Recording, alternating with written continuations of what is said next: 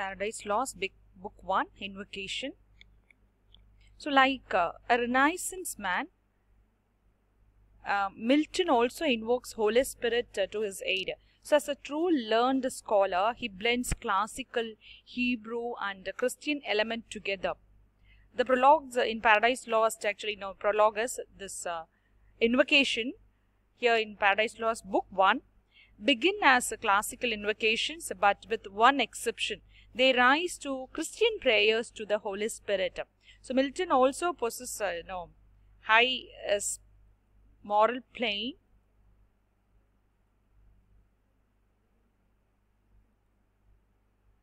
So Milton, as I said, possesses a high moral plane and seriousness in composing his poem. So unlike the great classicals, Milton's is the ambitious task with no ordinary theme. So he seeks divine inspiration for his adventurous song. See, I thence, this is how he says, I thence invoke thy aid. So I hence invoke thy aid to my adventurous song, that with no middle flight intends to soar above the Ionian Mount. So he says, Milton wants to rise very high in his creative words in the reality of things and incidents. So he wishes his poetry to be better than the literature composed on the Ionian Mount by the ancient authors. See, that with no middle flight intends to soar above the Ionian Mount. So he wishes that his poetry must be better than the literature composed on the Ionian Mount by the ancient authors, and his subject not yet attempted by any author in prose or poetry. So he says, while it pursues, that is this work, my subject is things, while it pursues things unattempted yet in prose or rhyme. So he challenges that his subject is not yet attempted by any author in prose or rhyme. So it surpasses this epic Paradise Lost surpasses Homer and Virgil in his attempt to do things as of no one yet done in prose or rhyme.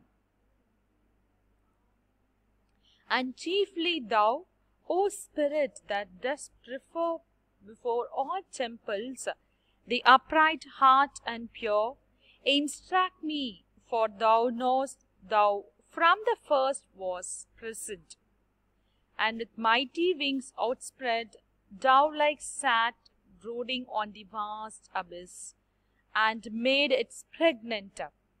What in me is dark, illumine; what is low, raise in support, that to the height of this great argument I may assert eternal providence and justify the ways of God to men. So this is his intention. So he writes this invocation of the Paradise Lost to justify the ways of God to men. And chiefly thou, O Spirit, that dost prefer before all temples the upright heart and pure, instruct me.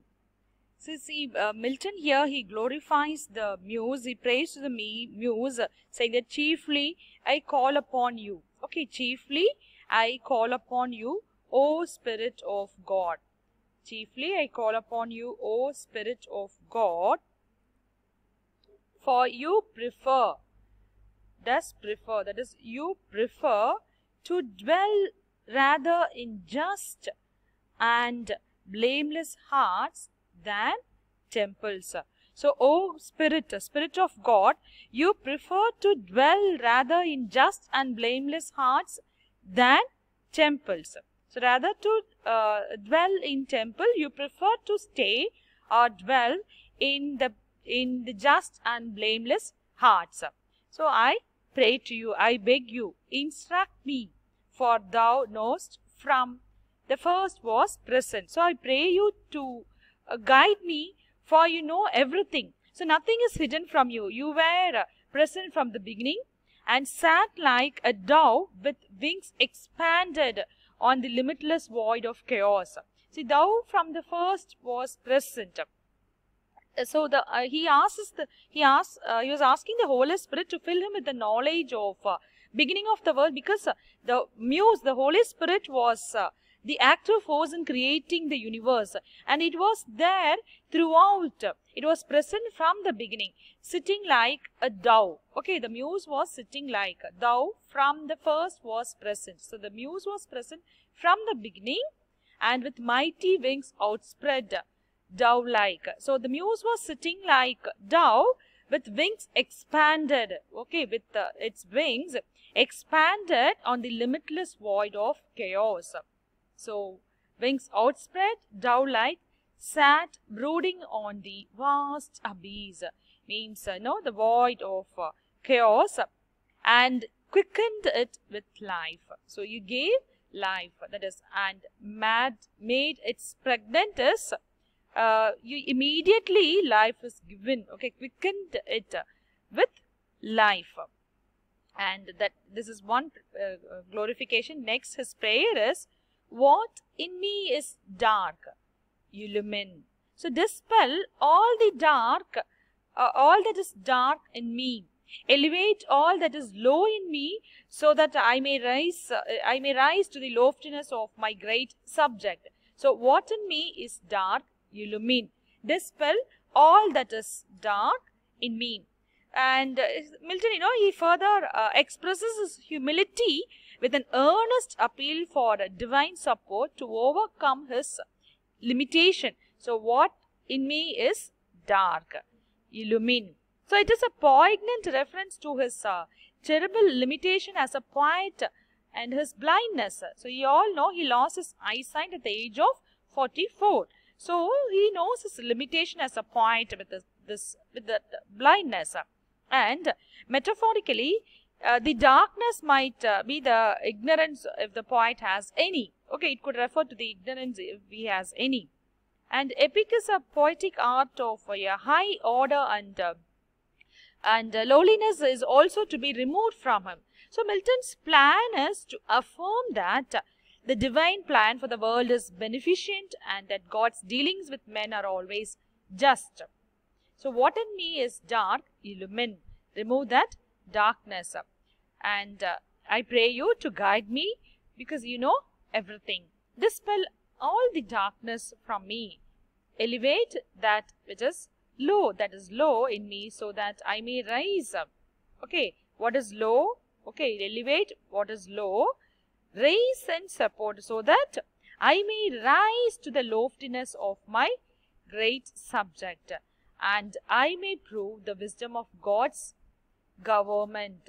So that is to the heighten of this great argument. So what is that great argument? To justify the ways of God to man. So I may prove the wisdom of God's government and justify his action to men. So his plan, his motive is to justify God's action to men. So this is his motive or intention. So he seeks the blessing or the help or the aid of muse to support his subject, the loftiness of his great subject. So Milton wants to tell God's great plan to mankind and justify his actions.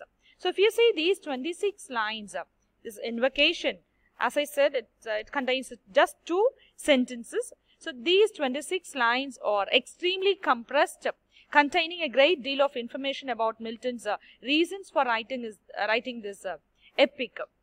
Okay. So this is the introduction to the invocation. So the invocation to Paradise Lost is the opening verse paragraph of his great epic poem. So Milton follows the classical epic convention in making a statement of his theme here, and invoking the Holy Spirit to inspire him to accomplish the task he has undertaken.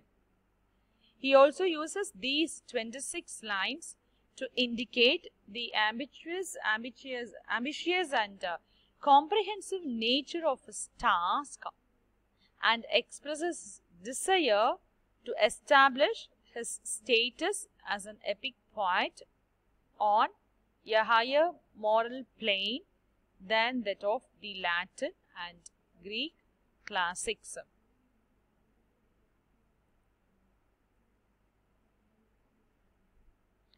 And in gravity and seriousness, opening lines of the epic are similar to the book from which Milton takes much of his story, that is the book of Genesis of the Bible. The Bible begins with the story of creation. The Milton's epic also begins in a similar vein. So this opening verse, it is a paragraph of 26 lines or 2 sentences, is extremely compressed, containing a great deal of information about Milton's reasons for writing this epic and his choice of the subject matter and his attitude towards his subject. So Milton follows the classical poets in beginning his epic with an invocation to a muse. So the remaining part we will see next class. Thank you.